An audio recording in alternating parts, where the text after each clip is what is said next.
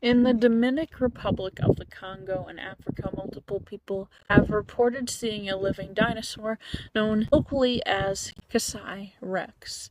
The probability is admittedly slim to those who are skeptical. Multiple species of dinosaurs have been suggested, even those that there is no evidence of ever existing on the continent.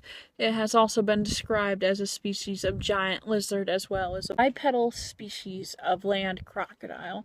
Some say those explanations for the sightings are more logical. One day in 1932, an experienced Swedish hunter, Jan Jansson, who I can't find any information on other than with this creature, but I also do not care enough to look past the first page of Google search results, wanted to hunt an elephant, so he left his camp in Cape Town with his servant. After crossing the swamp, they finally reached the savanna of Kasai Valley, which seemed deserted as they didn't see any animals throughout the area. By this time, the servant shouted excitedly at the sight of two elephants, so Jan readied his weapons, but something was wrong. Instead of a whole herd, there were only two of them, which is not expected with elephants. About 150 feet away, there was something in the undergrowth stalking the elephants. Suddenly, the creature jumped out of the grasses. The servant dropped into the undergrowth, hiding himself. Jan at first was frozen with fear, but then he changed his aim, deciding to shoot the creature. 3 shots were fired, but only one hit the animal in its back. It backed away and left. Jan and his servant got up from his hiding spot and started heading back to their camp. When they were halfway across the swamp they had crossed to get to the savannah, they heard a splash. Thinking crocodiles made the noise, surveying the area, trying to find the source of the noise, they were met with the same creature they had seen in the savannah. This time even closer to them, chomping on the hump of a rhino. With one bite, it was able to tear off the rhino's leg. Jan's servant ran in terror while he stayed behind. He immediately thought of firing at the creature, but remembered with horror that the servant had taken his weapon. But he still had his camera, so he took a picture of the creature, which quickly sank into the lake with the sound of the camera's clicks as the rhino's body floated where it was left. Back at the camp, Jan paced around, shivering, shaking his camera before collapsing. The other men at the camp comforted him. It was reddish in color with black stripes, he told the Rhodesian Herald in an interview. It had a long snout and lots of teeth. He determined that the 13-meter or 43-foot long creature was a Tyrannosaurus, which has no records of ever existing in Africa. He said that the legs were thick. It reminded me of a lion built for speed. In early 1933, a group of 5 hunters, including a recognized ivory trafficker, went to the Kasai Valley to hunt what the Rhodesian Herald called the Kasai rex, which they thought Jan had confused with a giant crocodile, which they wanted to sell the skin of. They entered the Kasai Valley and passed through the same swamp that Jan had been in the previous year. One of the hunters got scared when he saw a reddish tail sinking into the lake. They mistook it for an anaconda until the atmosphere became tense. They readied their weapons, but were surprised by a wave of water splashing them from their left. The red tail had violently left the swamp and hit one of the hunters, who fell into the water. The other 4 started firing their weapons at the sunken red mass. All they could see were waves of water splashing across the surface. The man had broken his arm and got up, trying to reach his group. A roar was heard from under the water. They moved as fast as they could, but their path was blocked by the giant creature that came. The hunters hid behind a rock, then fled. Robert Henderson was considered a great hunter and zoologist. With more than 100 animals he hunted. It was worth mentioning that hunting animals like elephants was not considered a crime 70 years ago, only a hobby. In 1950, Robert wanted to travel to the Congo jungle in Africa to find an exotic and undiscovered species. However, the trip was delayed by a year due to the passing of his wife. In August 1951, Henderson made a trip to Kasai Valley in Africa. It was said hunting was the only thing that made him smile after his wife's passing. With the help of 5 natives, Robert crossed the Kasai River in a jeep. He knew his catch was just beyond the river. The safari was estimated to last about 6 days. The group would camp, ensuring that Henderson had plenty of time to hunt. But after the 6th day, they had not returned to the village, so they waited a few more days, thinking that they were delayed from the rainfall that caused the river to rise. After waiting a few more days, the group still had not returned. So 10 members from the village and 5 members of the military were sent to look for them.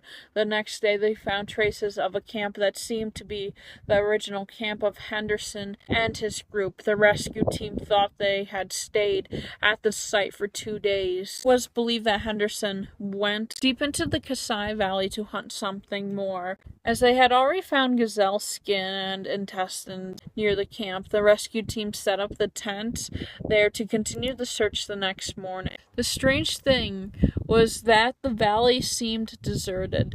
There were no signs of life anywhere, but after walking a few kilometers, they found Robert and his group, but not as expected. There was a massacre.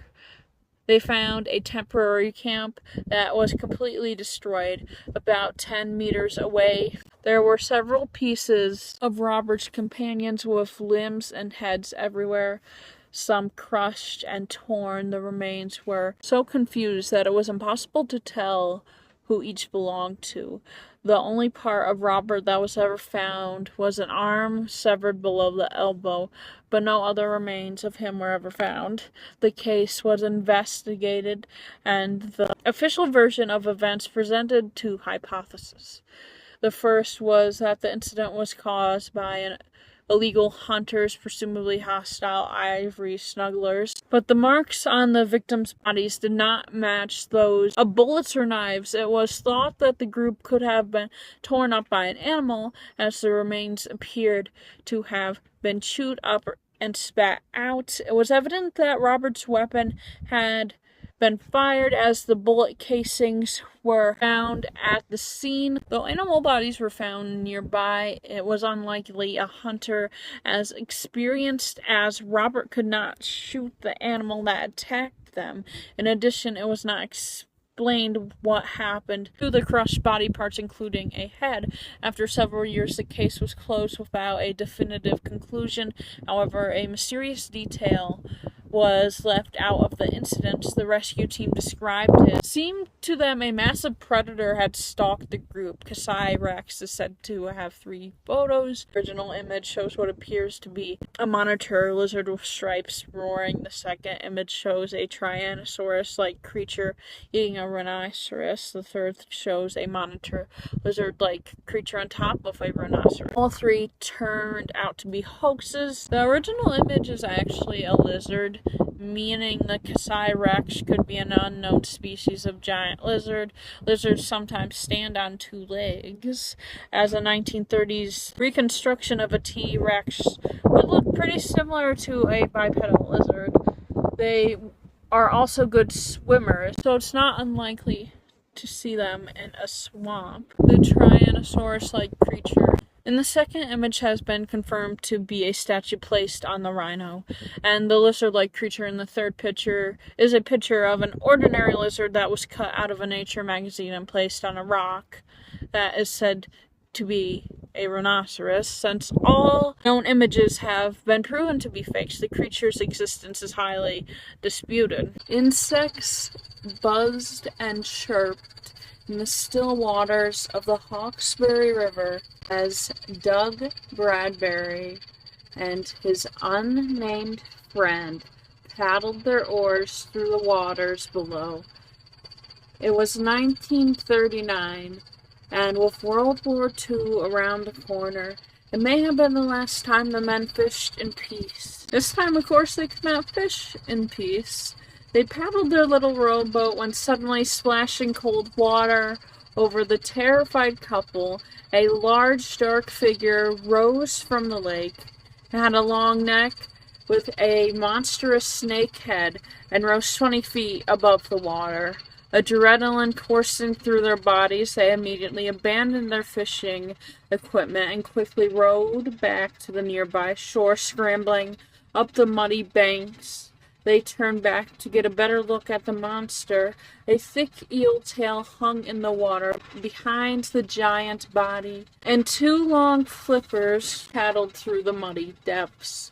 Partially covered by lake water, the panicked men made a hasty retreat. They had just encountered the Hawkesbury River monster. Cryptozoologists such as Rex Gilroy are convinced it's a living plesiosaur. Is that even remotely believable? Plesiosaurs did not live in the seas around Australia throughout the Mesozoic. The remains of these long-necked aquatic reptiles were found in New South Wales, including the Hawkesbury River.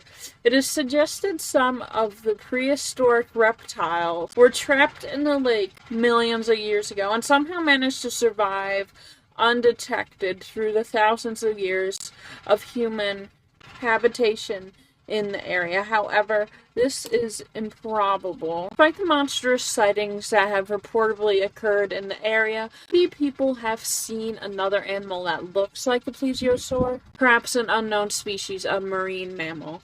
Cryptozoologists Rex and Heather Gilroy discovered a 3,000-year-old Aboriginal rock carving in Brisbane waters in New South Wales of an animal of striking resemblance to a plesiosaur. Local folklore calls this entity Maria. It was seen in 1945, according to one report, by a man named John Nelson. He and his friend Bob were in a boat in a river when they saw a yacht a few hundred yards north of where they were. There were about 12 people in the boat when something strange surfaced only about 50 meters from Nelson and Bob's boat, and was said to have the head of a monstrous serpent. The creature looked at the men, and its head suddenly rocketed, its thick neck upward, reaching about 10 feet into the air. It had dark gray scales but a yellowish underbelly. When the body of the grotesque creature surfaced, two large lumps were noticed floating 2 to 3 feet above the water and about 20 feet apart. The flaps were barely visible below the surface, but created considerable disturbance on the surface. A similar but presumably larger disturbance was also seen behind the monster's body. Witnesses assumed it was caused by tail movements. John and Bob were able to observe the creature for about 5 minutes as it slowly looked around, apparently with no intention of harming them. Finally, Bob got nervous and advised that they move their boat to shore. However, this action ironically seemed to disturb the monster, which suddenly dove into the dark water, giving the men a brief glimpse of its 15-foot paddle-like tail before disappearing. John and Bob now saw the people from the yacht screaming in terror as they also saw the creature. The creature's head reappeared and moved towards the yacht. However, it disappeared under the surface of the water when it was about 50 feet away from the boat. After waiting a moment to see if The creature was really gone. This time John and Bob quickly paddled over to the yacht to speak to the crew about the creature they had seen. Some of them saw four fins beating under the surface, and all agreed that the monster was 40 to 50 feet long. The next notable sighting occurred in 1949. A young couple were on a romantic rowboat trip down the river when they spotted a cow on the shore about 300 meters away. It was drinking from a stream flowing into the river, but as they looked, they also noticed the head of a 3-foot-long reptile emerging from the water.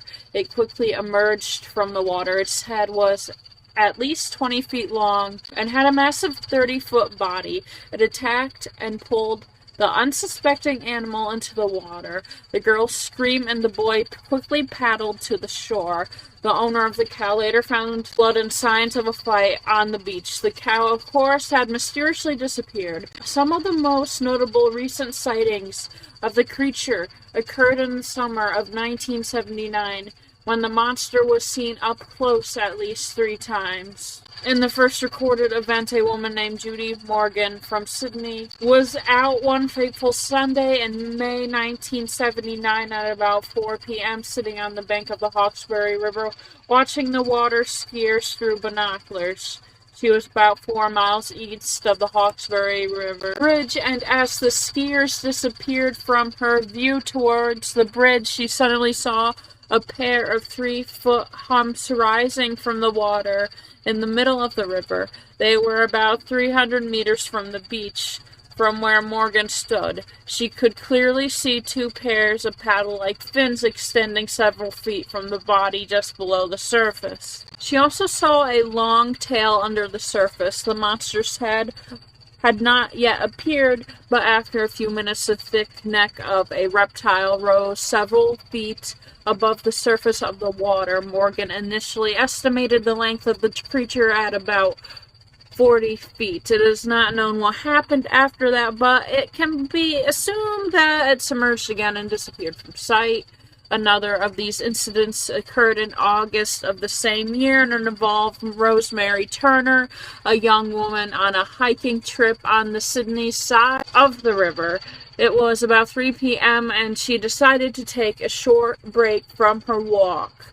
She was only a few kilometers west of the Hawkesbury River Bridge, and the water was calm and still, but soon a huge black figure emerged from the depths, its slimy, scaly humps rising 2 feet above the surface, and its back about 20 feet long. 2 fins could be seen moving just below the surface, and about 15 feet away from the creature's black body was the head of a snake which rose 4 feet above the surface of the water and seemed to sway from side to side as the monster floated there in the middle of the lake.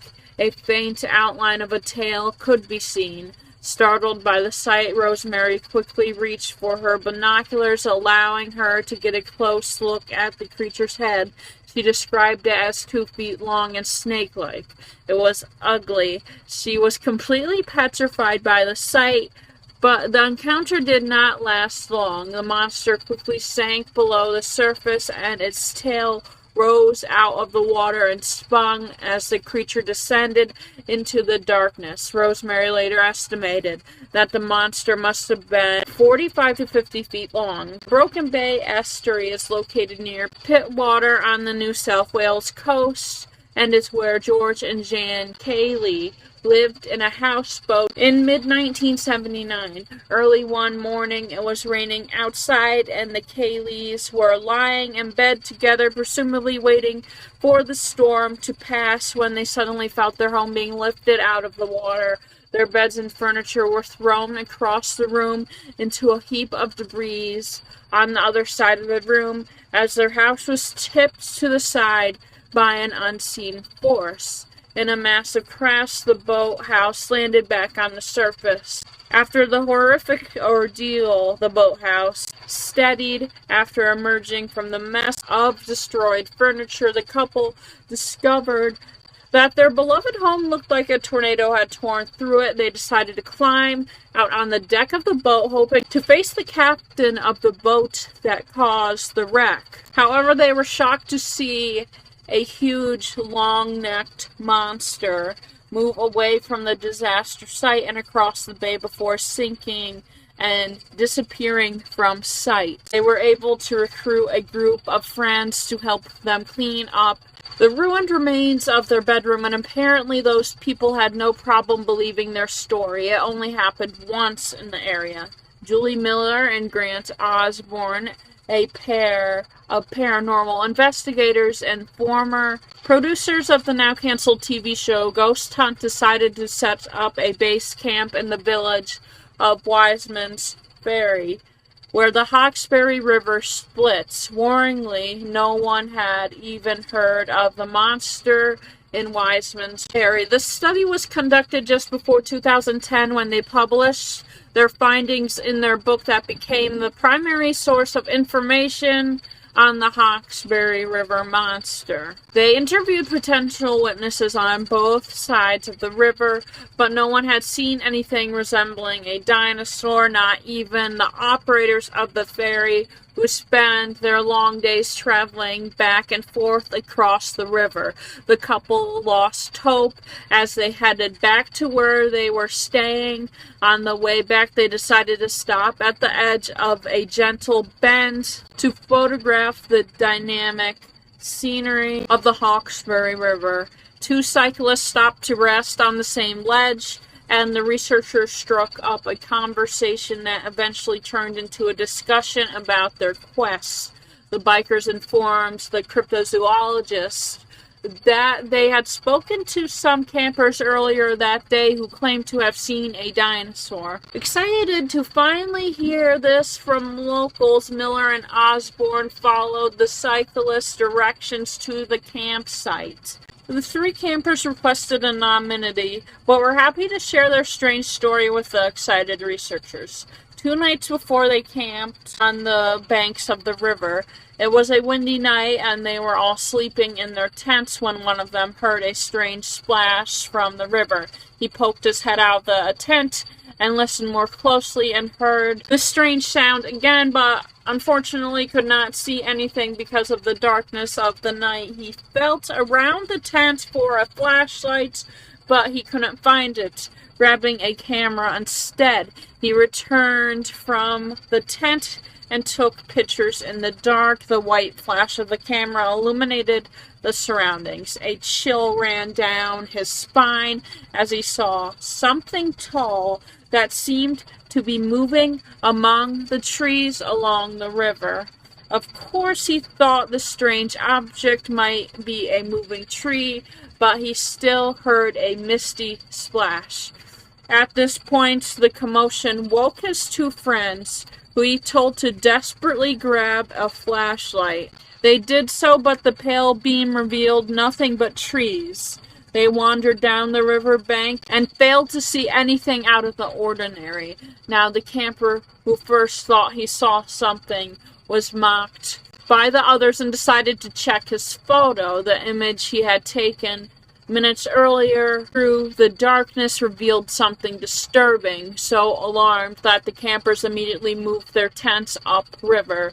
The photo showed a slender form resembling a monstrous animal with 2 humps on its back and had a curved neck with a round head. The creature's neck and lower throat appeared to be lighter than its back, which was said to be a dark brown color, just like beech trees. Although Miller and Osborne thought that maybe the photo was just a floating tree branch that happened to look like a monster, they couldn't shake the mystification.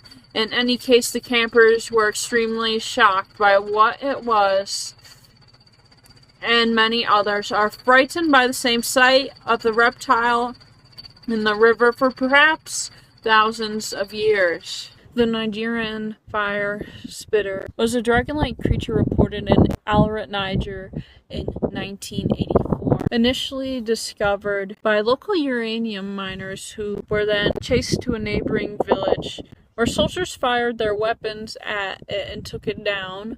Almost all the information about the Niger fire spitter comes from a single email from a man whose servant saw it. This makes the whole incident nothing more than a rumor. Regardless, I find it to be an entertaining story I enjoy learning about, and I hope you agree. You better. You're not leaving now, you're stuck with me. I found this story on Paranormal Strange Fandom website. I have no idea where this story originates, and I gotta be honest with y'all, I don't care enough to try to dig to try to find that out, and I honestly don't think it matters. However, one fact that makes the story more believable is how the man learned of the creature. The man who sent the email was well educated, but his servant was not. Once he drew the outline of a brontosaurus-like dinosaur and showed it to him, expecting him to say he's seen a dinosaur on TV, though he was surprised when his servant answered, "Oh yes, I have seen this before in my home village." He corrected him later, saying that it was a long neck and tail, but it had more like a crocodile, adding that it also had claws, just as a Spinosaurus would be described. A reptile with tough skin similar to an elephant, sandy in color, dotted with red and white, with spines beginning at the neck and ending before the tail, feet similar to an ostrich. The witness said it had a long neck and tail, but not as long as the brontosaurus drawing, a thick tail and big eyes. As the soldiers attacked, the creature crouched and raised its spines, spitting fire at them.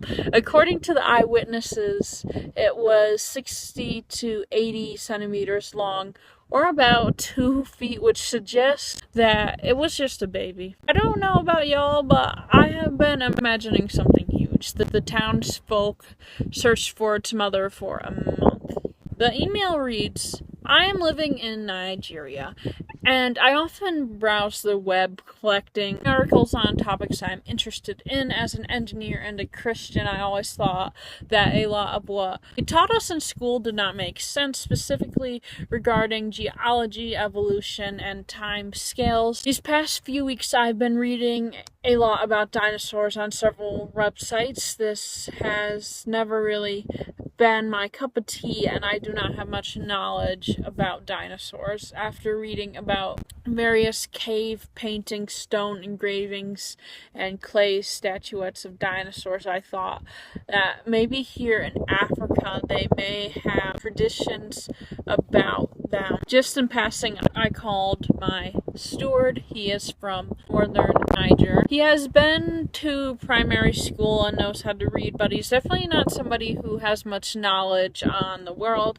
He does not read newspaper, doesn't watch television, save for some local programs, and does not read novels or watch movies. Quickly made a very basic brontosaur-like drawing, actually just the outline with a long neck, fat body, short and sturdy legs, and a long tail. Then I asked Mohammed, "Do you know this animal?" expecting either an embarrassed no, or "I saw it in school or on TV or something similar." Instead, he snapped, excited, "Yes, I know it, but it is not like that." Needless to say, I was surprised by his reaction. "What do you mean it's not like that? I saw it, but it has spines on its back." And he gestured to show me. He then came to my desk and scribbled on the paper to show me the spines. He drew a kind of crest on the back of my dino. He was agitated and started telling me the following story. "They took the life of one in my place, Charlotte, 15 years ago. The soldiers took his life. Nobody knows where it came from, maybe from the mines, but also some people said it was because of the earthquake. There was an earthquake, or maybe it's the thunder that hit the ground, I don't know, but then there was a huge crack in the ground, wide. Somebody could not jump across, very long, maybe 1 kilometer. Anyway, people were afraid, and there was this animal. Some shepherds saw it. in the bush. It was attacking their flocks. They were afraid because they had never seen something like that. They ran and they called the soldiers. The animal was spitting fire. He would hunch his back and all the spines would stand. They were sharp and he would lower his neck and he was spitting fire. The soldiers took its life and they took it to the regional government building because they wanted everybody to see it, to see that it was no longer alive because people were afraid and were talking too much, and they refused to go to the mine to work. My servant said, I saw it there with my eyes. Nobody had ever seen something like that. Then they started looking for the monster because they said that it was small and there may be a mother around. They called the French people from the mining company and they said they knew the animal, but that this was not possible, that they did not exist in Africa. One of them took a lot of pictures. I knew him, and he told me that this animal was laying eggs like a chicken, and that he would sit on top of the hatch. They looked all over the place, the bush and in the Sahara, maybe for 1 month, but they did not find anything. After the soldiers even said it was forbidden to talk about it because people were restless about it. Some left the place, some refused to work, and the soldiers did not want unrest. I was more than surprised, and all along he was sounding so true, so sure of what he was saying, that I asked him more details on the animal. Again, he was just telling them out as a first-person thing without the slightest hesitation, as citing names of people who were there when this happened. Even the elders did not know what it was, but if you came to Arlet, there was one of my neighbors. He is now retired, but he was among the soldiers who took it down. He can tell you. And Cater, he saw it too. Sewell, no, not Sewell, he was there, but he was afraid. He did not come to see. And the white man, they were looking at it and they were talking and saying that it was not possible and taking pictures. A lot of people came, even from the government. What do you mean by a crack in the ground? There was a crack, very long, very deep. You could not see the bottom. The crack was like from here to the roundabout, approximately 300 to 400 meters. I don't know how the crack happened. I did not feel any earthquake, nor did anyone I know. The crack just happened one day. People were wondering, and it's the next day that they saw the animal, so some people were saying that it came from there, and some said that it came from the mine. I asked what happened to this crack. He said now they closed it after some time. There was water seeping out of it and they filled it with rubble. They brought machines to push stones and soil into it. Then they put concrete on top. Up to today there's water coming out. Not much. It's like when a pipe is broken in the ground, even if you put soil on top, there is humidity coming around. This is why they closed it. The engineers said that the water was coming from deep in the ground and that it would become worse, so the government had the crack closed. Now, I know perfectly well that this would be totally unacceptable as evidence anywhere, and that it does not have value except for me, who knows the man, and could really assess how true he was sounding. But I would like to know if the description of the animal corresponds to any known dinosaur, and if there is any other reports of the same story by somebody else. According to Mohammed, this happened around 1984, and engineers from the mining company saw the animal. I wouldn't mind to go and spend some days in Arlet to find out more about the whole thing. Too many things that can be verified, like the occurrence of a fault and the great number of witnesses, seeing as how there was only one email from a man retelling the story he heard from another. It's easy to question the credibility of his claims. A possible explanation for the Niger fire spitter is a crocodile, subject to many local legends, a large and aggressive species with a wide muzzle, especially In older animals, it is dark bronze in color and darkens as the animal matures. Lives in several freshwater environments and is an apex predator capable on preying on a variety of African vertebrates, including large ungulates and other carnivores. However, a fossil was found that probably belonged to a baby Spinosaurus, even by the largest theropod known to date, started life very small. If the creature is a real animal, there is still a very small chance that it was a living dinosaur. An unspecified and undocumented crocodile species is much more of a plausible explanation. Cayuga Lake is over 38 miles long and 435 feet deep, one of the deepest lakes in North America. It's part of the Finger Lakes in upstate New York, which is where I am from. I always love seeing upstate New York representation. Although not much is known about the anomalies of these lakes, some claim that man-eating monstrous eels live in the waters. The first widespread report was printed in the Ethical Journal on January 5th, 1897. According to the article, the year marked the 69th confirmation of the creature, which would mean sightings began in 1828. The article reads, "The members of the journal staff have been living in daily anticipation of the monster's appearance and have actually shunned excitements which would take them near the water's edge for fear of being compelled to shudder and tremble at the sight of him. While legends of a large snake-like creature living in the waters of Cayuga Lake date back to at least the 1800s, it wasn't until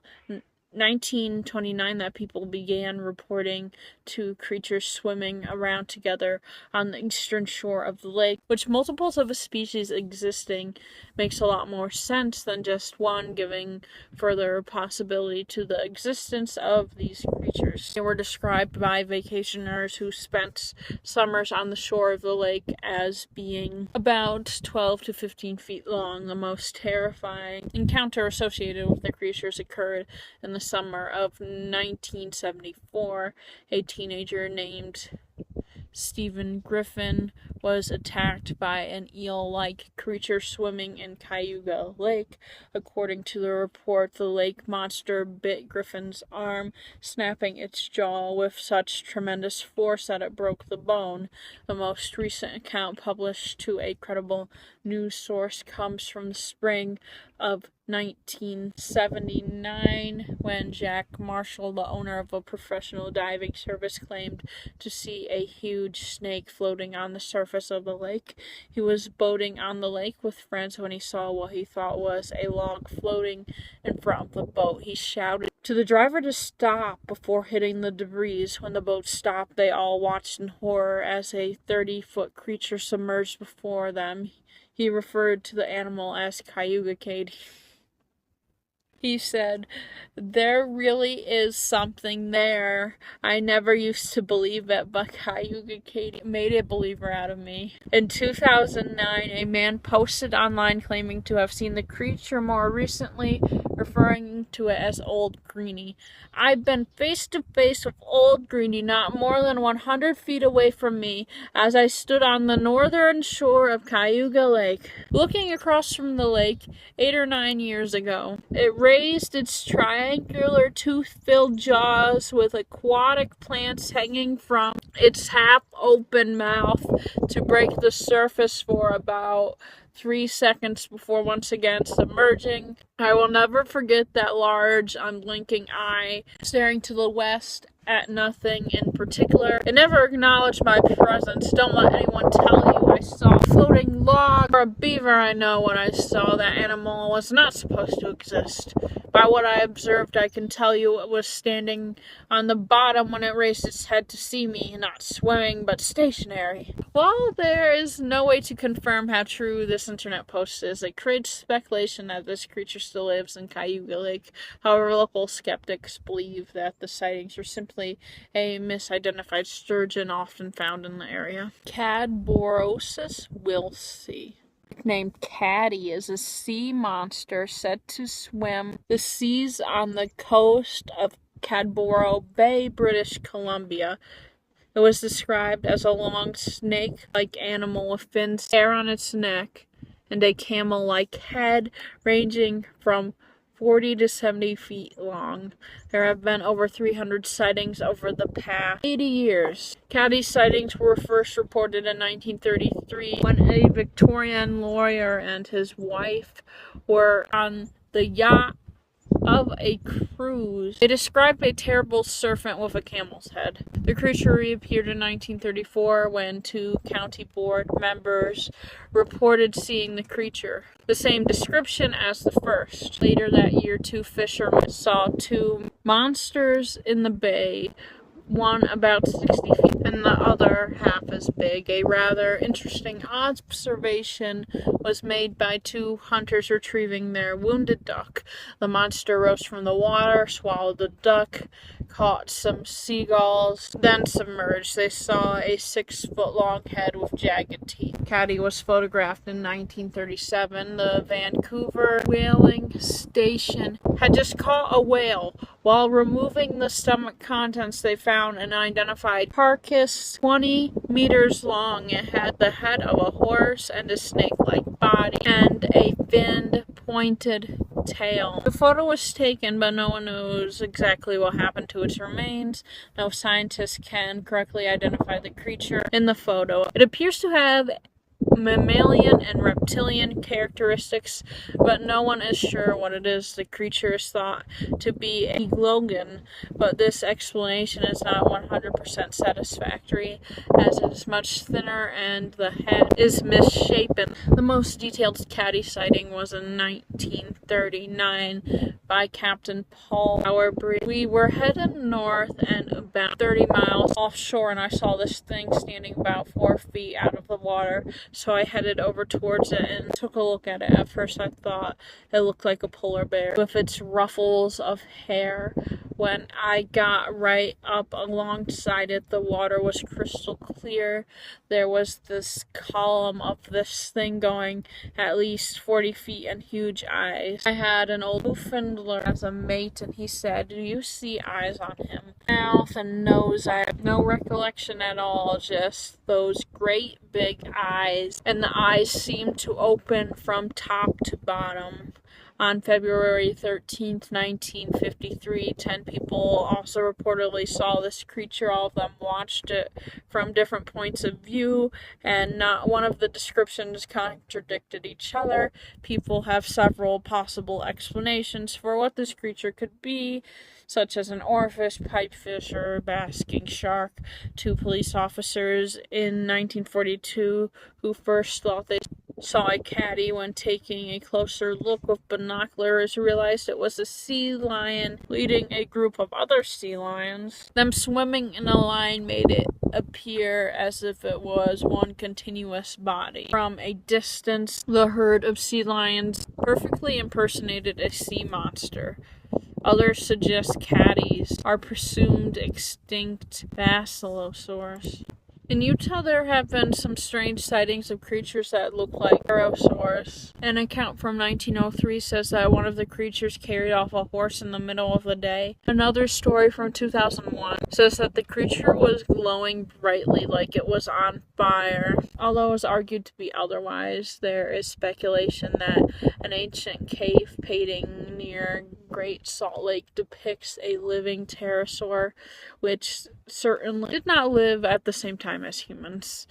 The University of Ohio apparently found a fossilized pterosaur not too far away from this site. However, obviously the scientific skeptic community has gotten heavily involved in debunking and rationalizing the strange discovery, and archaeologists had sketched an outline of what they thought the shape should be. It had been misinterpreted as a singular entity. The picture actually shows a group of humans and animals that just look like a pterosaur if you see it a certain way. On September 3rd, 1903, a monstrous, nameless, unclassified creature of the animal world was reported to have sent visitors of the Great Salt Lake into a frenzy of hysteria. Several shocked witnesses saw the monster during this appearance, and the best account of its likeness and behavior was given by two hunters named Martin Gilbert and John Barry. They had an expedition to the island so they could study the creature's behavior for 3 days. The monster seemed almost at home in the air, on the beach, or submerged in the water. According to Barry and Gilbert, they concluded that the monstrous reptile was likely the last surviving member of the prehistoric species, perhaps a pterosaur. But those who supposedly saw the thing up close consistently described it as a combination of fish, alligator, and bat, which we wouldn't associate today with a pterosaur. The men described it as being simply tremendous in size. Gilbert estimated it to be about 50 feet long, while Barry, an amateur scientist, studied the beast's tracks and was probably more accurate than Gilbert, estimating it to be at least 65 feet from head to tail. The head resembles an alligator. The eyes glow. The jaws, which can be 10 meters, of the upper part to the lower part, have terrible sharp teeth. The body is overgrown with heavy horn-like scales. However, the amateur researchers added a disclaimer that the creature's body was apparently covered in a thick layer of salt due to its constant immersion in the lake, which, apart from its wings, almost completely obscures the exact features of the animal's anatomy. Barry and Gilbert first spotted the monstrous flyer about 1.5 miles to 2 miles away. The day was described as clear and brightly lit by sunlight.